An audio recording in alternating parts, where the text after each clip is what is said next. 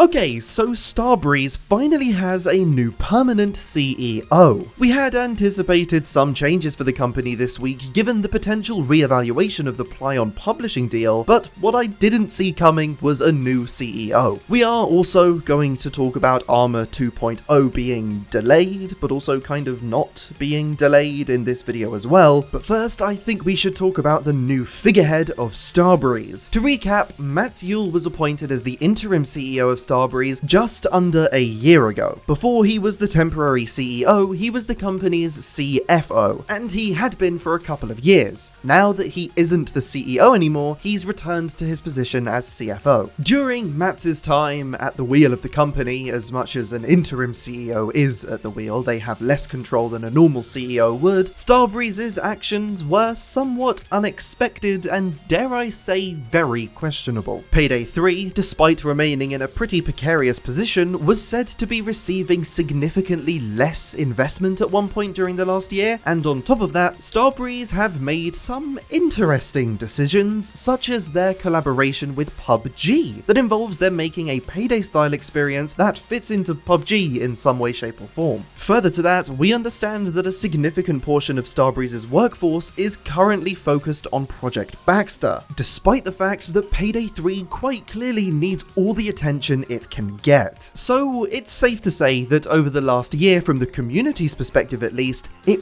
really seems like Starbreeze is being mismanaged. There are frighteningly few decisions that I can point to over the last 18 months that went down well with the community. Without a permanent CEO, managerial mistakes and internal turbulence, if you will, isn't unexpected. It's also important to remember that, as I said before, an interim CEO has slightly less power than a permanent CEO, so the direction of the company as a whole was likely less concrete. To make matters worse, Starbreeze found themselves without a permanent CEO during a time where concrete, strong leadership and management was needed the most. While Payday 3 certainly has the potential for a comeback, it simply isn't going to happen without proper management. But as of April 1st, 2025, and no, it wasn't an April Fool's joke, Starbreeze finally has a permanent CEO, Adolf Kristjansson. This is exceptionally big news for Starbreeze, as with a permanent CEO, a more long-term strategy can be put in place. At the end of the day, Juhl's job was to keep the company running until a new CEO was appointed. While of course I'm sure that he was always conscious of the fact the company was on the back foot and hopefully had the company's best intentions in mind with every decision he made, now that we have a new CEO, I am expecting things to change. I don't think we'll see major differences right away, but with new leadership, there's bound to be a difference. To be clear, my guess as to whether or not Adolf Kristjansson taking over as CEO is going to be a good or a bad thing for Payday 3 is as good as yours right now, as we have no way of knowing. I'm aware that there's been some skepticism about Kristjansson, given he has previously worked for EA, but I really don't want to write him off too soon. Everybody deserves a fair chance. I think whether or not Kristjansson is going to be a blessing or a curse for Payday 3 will become clear in around a month when we get the Q1 investor report for 2025. Once we see what his opening statement has to say, we'll hopefully have a much clearer understanding of where he wants to take Starbreeze and what his plans might be for Payday 3 in particular. I'm not expecting to see a microtransaction store pop up in Payday 3 in the very next update or anything like that, but we already know that Payday 3 is going to be receiving more paid content than free going forward. At least that's what Juhl had to say during the last investor report. It is possible that Kristjansson will change that and we'll end up seeing more free content than we were supposed to, but I highly doubt it. Speaking of content, we have some good news and some sad news. The good news is plain and simple. This week, Almir confirmed that there are 2 heists currently in development. The first of these 2 heists, to quote Almir directly, is something they're trying to get into our hands whenever they can. And the other, again quoting Almir here, is in development and starting to look really cool. So despite all that's going on with management changes and the fact that as far as we're concerned, the publishing deal is still up in the air, it is good to know that the team are still cracking on and making more heists. It's not like development for the game has been put on pause or anything as drastic as that. We've actually got the goal of reaching 5,000 subscribers before Payday 3's next Heist releases. So if you're enjoying this video, consider clicking that subscribe button. If we manage to reach our goal of 5,000, I'm going to be going back and playing all of the Payday 2 heists that released exclusively on PC, and therefore I, as a console player, never really had the chance to experience. Now to address the elephant in the room and the sad news when it comes to Payday 3's upcoming content. Where is Armour 2.0? In January, it was said that Armour 2.0 would be released during Q1 of 2025, but Q1 has come and gone. We're now in Q2. Sadly, anybody who is familiar with Payday 3 at this point is used to delays. A lot of the Year 1 content was delayed significantly. The release of the Jacket character pack was delayed. In fact, the release of Armour 2.0 has already been delayed once. But the reason I'm particularly annoyed this time is nothing was said about Armour 2.0 seemingly being delayed again. Transparency is key. There's really nothing else I need to say. I think it's tremendously upsetting that we just weren't told that Armour 2.0 wouldn't be releasing on time again. It's obviously no secret that Payday 3 and Starbreeze are currently in a very difficult position, so delays are to be expected. I acknowledge that and I have sympathy for them. The difference is that this time, compared to all of the other delays we've seen so far, is that we just weren't told that we wouldn't be getting Armour 2.0 within the window we were expecting it. Even if you want to argue that the blog post we were given back in January doesn't specifically say Armour 2.0 will be releasing in Q1, which it kinda does, it was still extremely clear that the community was expecting it during Q1. And as such, regardless of whether this blog was supposed to tell us that or not, I'm sure Starbreeze were aware that that was the information we took away from the blog. The impending release of Armour 2.0 has been something the community has spoken about a lot over the last few months, and it frustrates me to no end that nothing was said. I don't want to linger on this for too much longer, but I think it is something that needed to be acknowledged. I also wanted to mention that this week, LilGuyG announced that he has stepped away from Starbreeze. Luke had been a content creator in the Payday community for a while before eventually taking on a position within Starbreeze itself. Over the last 6 months, he has done some fantastic work there. He played a crucial role in some of the more recent Payday 3 trailers, including First World Bank and a lot of the marketing for Jacket, as well as producing the music for the Don't Be a Hero minigame. He's a tremendously talented little guy, and I'm looking forward to seeing what he gets up to next now that he's started working with the team behind crime boss Roque City. The very last thing I wanted to focus on in this video are some of the things that Almir said in his most recent live stream. The clips that I'm about to play you not only paint a picture of where Starbreeze is now, but also where Starbreeze were before Payday 3 launched. They provide some really interesting insight into why certain things were the way they were. I'm going to play a handful of clips for you now, and then we're going to have a very quick discussion about them after, but I think for the most part, these clips do speak for themselves. Hazard says, do you feel like Medic Bag was able to get back some of the reputation with the community?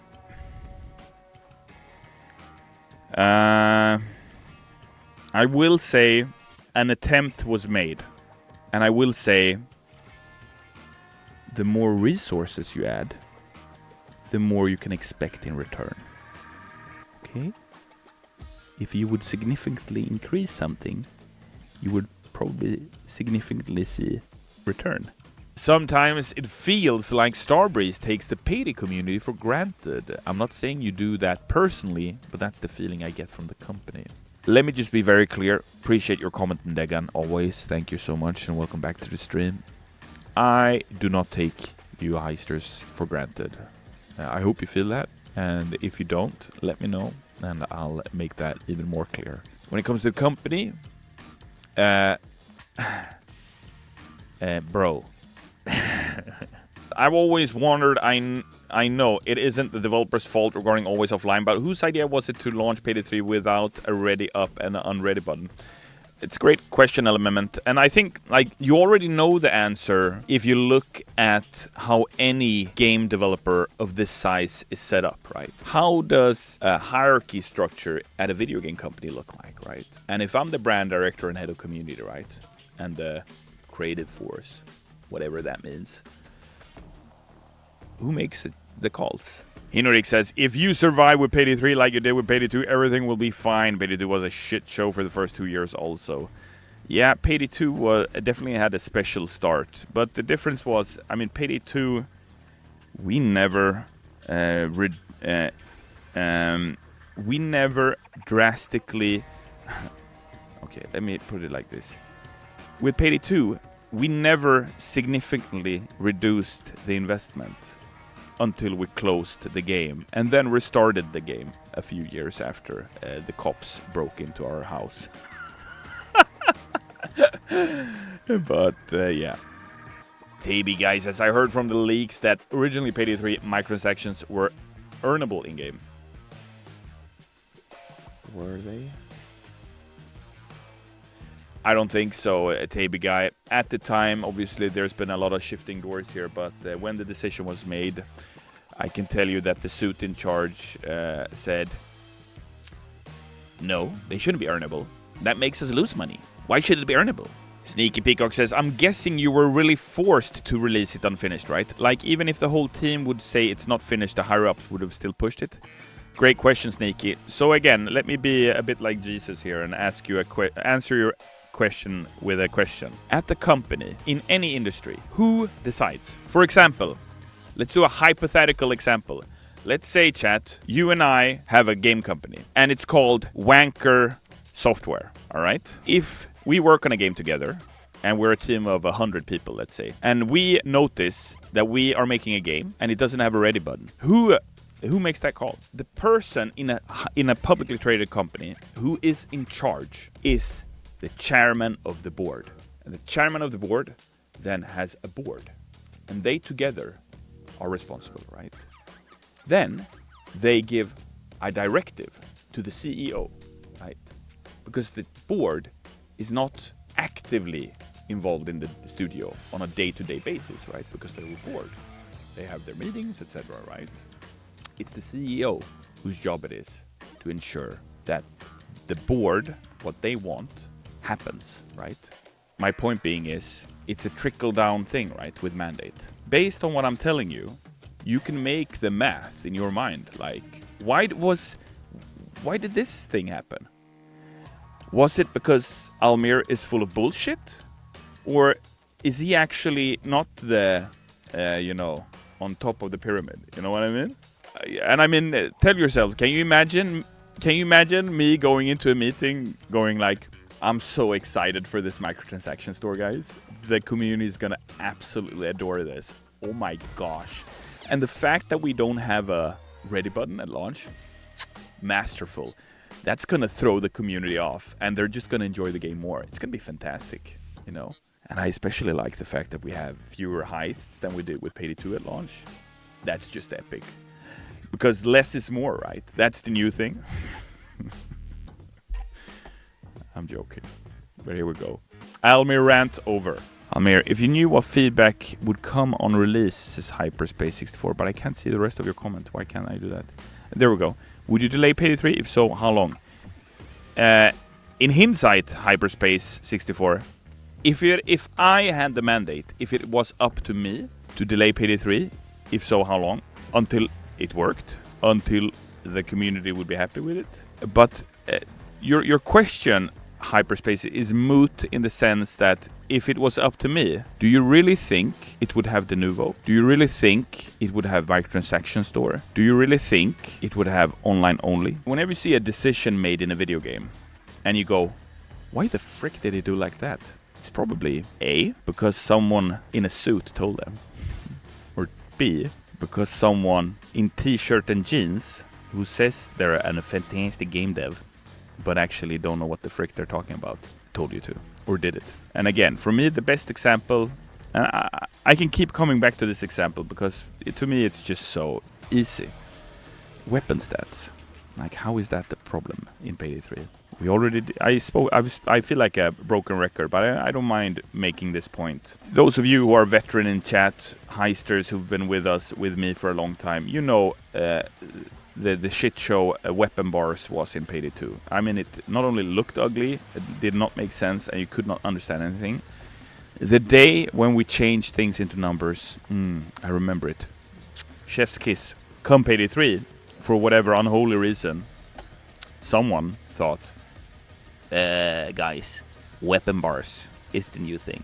And here we are. Those are quite blunt and on the nose, aren't they? It's sad to see Almir trying to give an explanation for certain things in a way that almost comes across as a cry for help. Seeing how he tiptoes around the weapon stat bars instead of the numerical values is really difficult to watch. You can tell that this image couldn't be more true. And on top of that, hearing him directly call out the significantly reduced investment is just heartbreaking. Almir is clearly so passionate about Payday, and it's such a shame to see him get the brunt for a lot of the decisions that he simply isn't making. It's been interesting to see Almir open up more and more about the internal stuff over the last few weeks. It really doesn't feel like Almir would have said anything that he said in this week's livestream 6 months ago. But hopefully, in 6 months' time, Almir will have a lot more positive things to say about management now that there's a new CEO at Starbreeze. My fingers are crossed and I'm praying for the best. Recently, we discussed what happens next now that the 18 months of post-launch support contracted by Plaion has come to an end. To learn more about that, you can click the video on screen now. Thank you very much for watching, and I'll see you in the next video.